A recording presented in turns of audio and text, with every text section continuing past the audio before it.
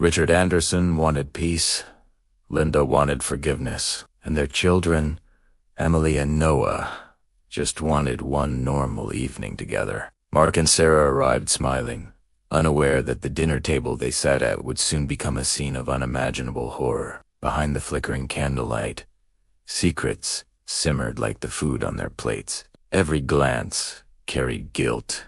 Every laugh hid fear. Before the night ended, the Anderson family's perfect dinner would turn into one of the most haunting massacres Maplewood had ever seen. The Anderson family had always appeared perfect from the outside. Their white-painted house, with trimmed hedges, stood proudly on Willow Lane, where neighbors waved every morning, believing the Andersons were the picture of harmony. Richard Anderson, a respected high school teacher, was known for his patience and charm, while his wife, Linda, ran a cozy bakery, famous for its cinnamon rolls. Their two children, Emily and Noah, were bright, polite, and loved by everyone. Yet, behind the smiles and Sunday barbecues, something had begun to change. The family's once warm home had grown cold and quiet, filled with tension that no one wanted to discuss. Linda, desperate to bring back the closeness they once shared,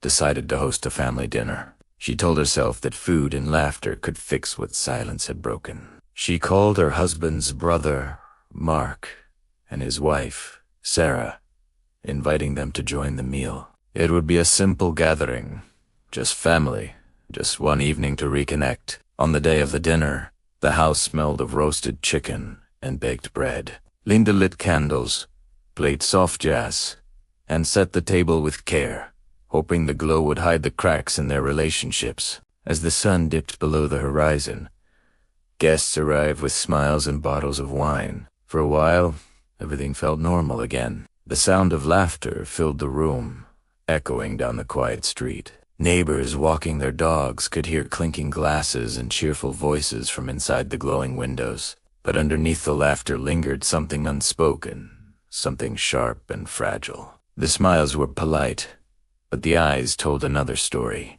No one knew that this meal, meant to bring healing, would instead become a night of horror. By midnight, the lights would go dark, and nothing inside that house would ever be the same again. The next morning, the quiet street of Willow Lane was disturbed by something unusual. The Andersons' front door stood slightly ajar, swaying gently in the morning breeze. Their elderly neighbor, Mrs. Whitmore, noticed it while walking her dog. She hesitated at first, thinking maybe someone had left early for work. But when she saw the family car still parked in the driveway, unease settled in. After calling out and hearing no response, she dialed the police. Within minutes, patrol cars arrived, their flashing lights painting the neat white house in streaks of red and blue. When officers stepped inside, they were met with a chilling stillness. The smell of last night's dinner still lingered in the air, mixed with something metallic and unsettling. The dining room looked frozen and timed the table set perfectly. Food half-eaten, glasses still half full. But around the table sat the Anderson family, motionless. Richard and Linda were seated across from each other, both lifeless, their bodies showing clear signs of struggle. Emily was found slumped to one side, her phone clutched in her hand as if she had tried to call for help. Noah's body was discovered near the kitchen doorway, suggesting he had attempted to escape. Mark and Sarah, the guests of the evening, were lying close together on the floor, their hands entwined. It looked almost peaceful until you noticed the dark stains around them. There were no signs of forced entry, no broken windows, and no missing valuables. The only thing that stood out was a small, bloody handprint smeared on the wall near the light switch. It was small, almost childlike, out of place among the horror surrounding it. The officers stood in silence, realizing this was not just another crime scene, it was the end of an entire family in one terrifying night. Detectives from the Maplewood Police Department arrived within the hour, sealing off the house as crime scene tape fluttered in the breeze. What they saw inside was unlike anything they had encountered before. The scene was too clean, too organized for such violence. Nothing appeared stolen, nothing broken. Even the dinner plates were neatly placed, as though the killer had taken time to restore order after chaos. The forensics team collected fingerprints, DNA samples, and photographs of every inch of the home. They found only the prints of the victims, no strangers, no outsiders. It made no sense. The autopsy reports added to the confusion. None of the victims had traces of poison or sedatives in their systems. The wounds were inflicted with the same kitchen knife found on the floor, its handle bearing Linda's fingerprints and Richard's blood. Investigators began to wonder if the tragedy had started as a domestic dispute that spiraled out of control. But that theory fell apart when they discovered something strange in the living room, a hidden camera tucked inside the dining room clock.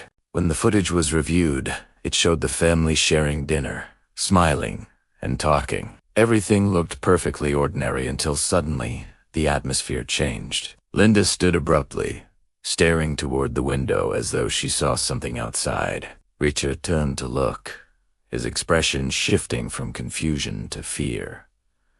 The rest of the family froze. Then the screen went black, ending in static. Technicians worked for hours to recover the lost seconds. When they finally did, they saw a faint image of someone passing by the window, a tall figure wearing a mask, holding what appeared to be a knife. But when police checked the yard, there were no footprints, no signs of entry or escape. The timestamp on the video didn't match reality. It was as if the figure had appeared from nowhere and vanished the same way. As investigators dug deeper into the Anderson family's past, the picture of their perfect life began to fade. Richard, once praised as a kind and patient teacher, had been quietly suspended months earlier. A student named Megan Hill had gone missing after staying late for tutoring, and Richard was the last person to see her. Though the case never led to charges, whispers spread through the town. His reputation crumbled, and Linda's bakery began losing customers. Their financial troubles grew worse with each passing month, and soon, debt collectors started calling. Behind closed doors, arguments became routine, and the happy family image they maintained was just a mask for their unraveling lives. Linda's brother-in-law, Mark, had also been struggling. He and his wife Sarah were drowning in unpaid bills and had approached Richard for help. Tension between them had been building for weeks. Investigators later found messages on Linda's phone suggesting that the dinner was meant to clear the air about money and misunderstandings. But as detectives studied the crime scene photos, they couldn't ignore how deliberately everything seemed arranged, almost as if the dinner had been planned for a very different purpose. A new piece of evidence deepened the mystery. The small, bloody handprint found on the wall matched Emily's DNA.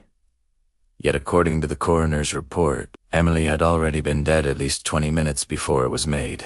It was impossible unless someone had moved her body after death. No traces of blood were found on the hands of the others, and there were no signs of a cleanup. The contradictions piled up, and nothing fit. The investigators began to wonder if the truth wasn't about who committed the murders, but what exactly had entered that house that night, something that couldn't be explained by reason alone. Months passed and the Anderson case turned cold, leaving behind unanswered questions and restless rumors. The house on Willow Lane was boarded up, its windows sealed, its yard overgrown with weeds. Locals avoided walking past it after dark, claiming strange sounds echoed from inside, soft laughter, clinking glasses, and faint music, as if the family dinner was still happening behind those walls. For detectives, the case files sat buried in storage until a new investigator, Detective Harris, decided to reopen them. He believed the answers were hidden in the recovered footage. Late one night, Harris watched the dining room video frame by frame. At first, everything appeared ordinary until 8:42 p.m. in the mirror behind Richard. A reflection appeared for a fraction of a second. It was the faint outline of a young girl's face. When compared to school photos, it bore a chilling resemblance to Megan Hill, the missing student from Richard's past. The discovery sent shockwaves through the department. Searching through Richard's old computer, they uncovered encrypted files, labeled Project Megan. Inside were pages of psychological notes about fear, behavior, and isolation.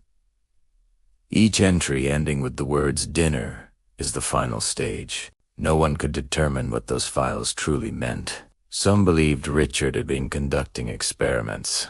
Others thought he was documenting a mental breakdown. But one note stood out. The table must remain full. Days before the family died, Richard had purchased 6 identical dinner plates, one more than needed. When the house was finally demolished, construction workers reported something unsettling. In the empty living room, a wooden table stood perfectly set for 6, though no furniture had been moved inside. Hours later, it was gone. The mystery of the Anderson family remained unsolved, and the echoes of their last supper still haunted the quiet street of Willow Lane.